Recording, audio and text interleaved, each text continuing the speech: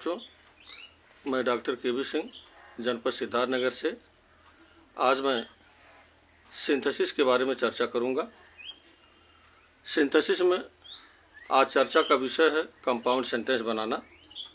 दो या दो से अधिक साधारण वाक्यों को जोड़कर एक कंपाउंड सेंटेंस बनाने की विधि बताने जा रहा हूं। ध्यान दीजिए कि दो या दो से अधिक वाक्यों को जोड़कर कंपाउंड कैसे बनाया जाता है। तो चर्चा का विषय है दो या दो से अधिक वाक्यों को जोड़कर कंपाउंड बनाना। आज हम ये देखेंगे कि कंपाउंड सेंटेंस बनाने के लिए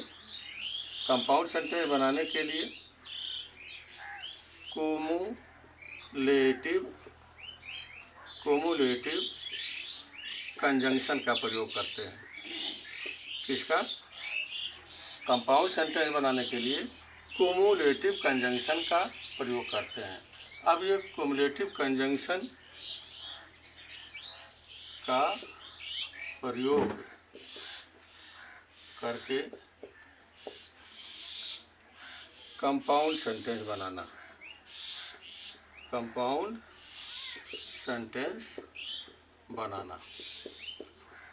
अब हम ये देखेंगे कि कोमुलेटिव कंजंक्शन क्या है। तो कोमुलेटिव कंजंक्शन में एंड है, एज वेल एज,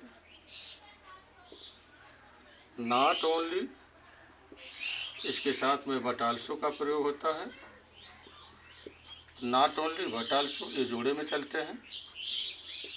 और चौथा है बोथ एंड, बोथ के साथ एंड का प्रयोग होता है। तो हम ये देखना चाहते हैं कि दो या दो से अधिक साधारण वाक्यों को कंपाउंड सेंटेंस बनाने के लिए हम कोमुलेटिव कंजंक्शंस का प्रयोग कब करते हैं और क्यों करते हैं। यानी दो वाक्यों को हम एंड से कब जोड़ेंगे, एज वेल एज से कब जोड़ेंगे, not only but also say कब जोड़ेंगे और बोथ एंड से कब जोड़ेंगे।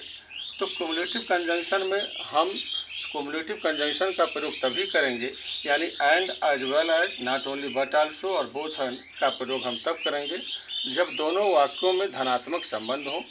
और इसमें दो तरह से वाक्य आएंगे। एक तो दोनों वाक्यों का प्रेडिकेट अलग करेंगे और ये देखेंगे कि दोनों वाक्यों के सब्जेक्ट कॉमन है या नहीं। अगर दोनों वाक्यों के सब्जेक्ट कॉमन है, या दोनों वाक्यों के सब्जेक्ट और वर्ब कॉमन है, या दोनों वाक्यों के ऑब्जेक्ट कॉमन हो, तो इस तरीके से देखा जाएगा कि दोनों वाक्यों में एक हिस्सा कॉमन होगा और एक हिस्सा अनकॉमन होगा। तो जब एक हिस्सा कॉमन हो, दूसरा अनकॉमन हो, तो उसको कोमुलेटिव कंजंक्शन से जोड़ेंगे। यह सूत्र के माध्यम से और क्लियर होगा। अब देखते हैं कि कैसे जोड़ा जाता है।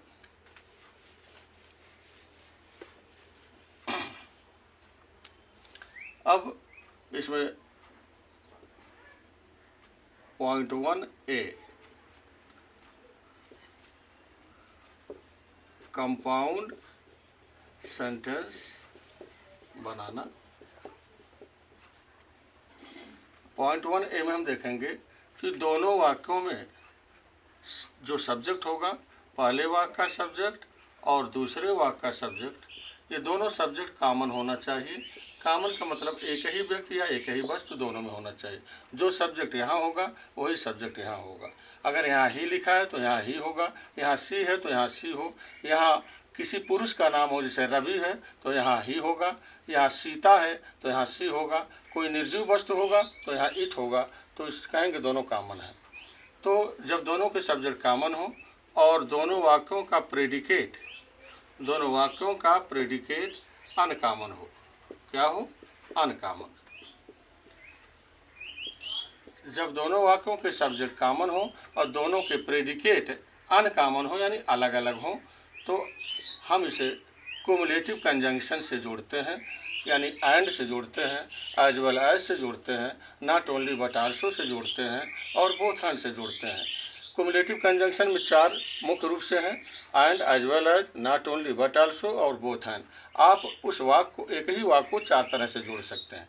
तो देखिए, जब दोनों के सब्जेक्ट कॉमन हो और दोनों के प्रेडिकेट अलग अलग हों, तब हम इसे कोमुलेटिव से जोड़ेंगे। अब देखिए, हर वाक्य में सब्जेक्ट होता है, वर्ब होता है और ऑब्जेक्ट होता है। अब वर्ब से लेकर के अंत तक प्रेडिकेट कहलाता है। हर वाक्य में सब्जेक्ट होता है, वर्ब होता है और ऑब्जेक्ट होता है। अब वर्ब से लेकर अंत तक प्रेडिकेट होता है। आप देख रहे हैं ये दो वाक्य हैं, दोनों वाक्यों में ये देखना है कि वर्ब से लेकर अंत तक प्रेडिकेट को अलग कर दें तो ये दोनों वाक्यों के सब्जेक्ट आपको दिखाई देंगे। दोनों सब्जेक्ट कॉमन होना चाहिए। क्या होना चाहिए? कॉमन। लेकिन दोनों वाक्यों का जो प्रेडिकेट है ये अलग अलग होगा। क्या होगा? अलग अलग, यानी अनकॉमन होगा। तो अब इसे दोनों वाक्यों में सब्जेक्ट कॉमन है तो हम कंपाउंड सेंटेंस बनाते समय क्या बनाते समय? कंपाउंड। दोनों सब्जेक्ट को हम कॉमन लेते हैं, तो सब्जेक्ट को हम कॉमन लेते हैं तो सब्जेक्ट से सब्जेक्ट और सब्जेक्ट कर जाएगा। अब पहले वाक्य में क्या बचा? प्रेडिकेट। वर्ब से लेकर अंत तक क्या हुआ? प्रेडिकेट। तो प्रेडिकेट पहले का लिखते हैं, फिर एंड से दूसरे वाक्य का प्रेडिकेट जोड़ देते हैं। प्रेडिकेट वर्ब से लेकर अंत तक, तो ये हो जाएगा प्रेडिकेट। तो आपने देखा कि दोनों सब्जेक्ट कॉमन लेने पर ये दोनों के सब्जेक्ट खत्म हो गए। अब पहले वाक्य का प्रेडिकेट लिखिए, फिर एंड से दूसरे वाक्य का प्रेडिकेट जोड़ दीजिए। अब एंड की जगह पर आप एज वेल एज भी लगा सकते हैं। क्या लगा सकते हैं? As well as. किसके जगह पर?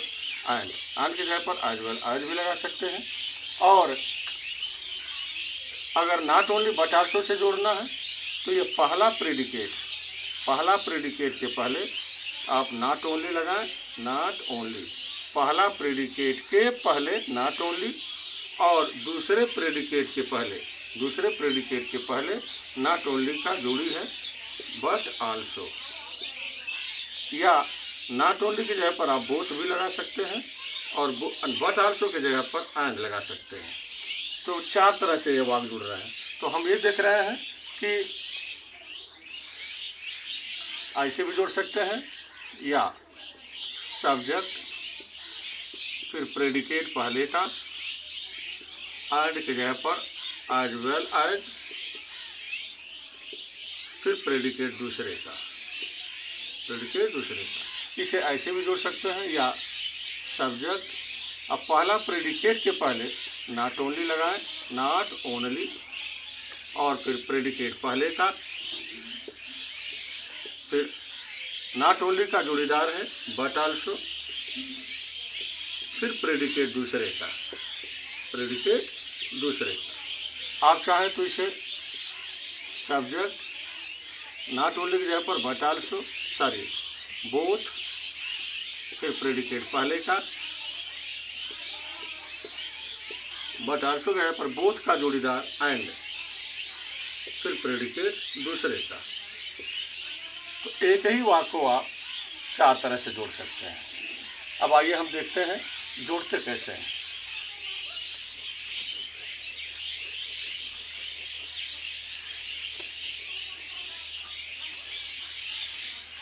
जैसे लिखा हुआ है, जैसे he sang, he danced, sang verb से लेकर अंत तक प्रेडिकेट, फिर डांस्ड ये वर्ब है, वर्ब से लेकर अंत तक प्रेडिकेट। तो प्रेडिकेट आपने अलग किया तो आप देख रहे हैं दोनों के प्रेडिकेट अनकॉमन है, लेकिन दोनों वाक्यों के जो सब्जेक्ट हैं ये दोनों सब्जेक्ट कॉमन है।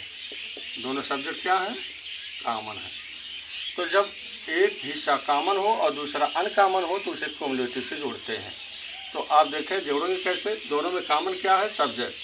तो हम कंपाउंड जब बनाएंगे तो ही और ही कॉमन है तो ही कॉमन लेते हैं। अब ही से ही और ही समाप्त हुआ। अब बचा प्रेडिकेट। अब लिखेंगे प्रेडिकेट sang, उसके बाद दूसरे वाक्य का प्रेडिकेट जोड़ने के लिए एंड लगाएंगे, एंड फिर प्रेडिकेट दूसरे का डांस्ड,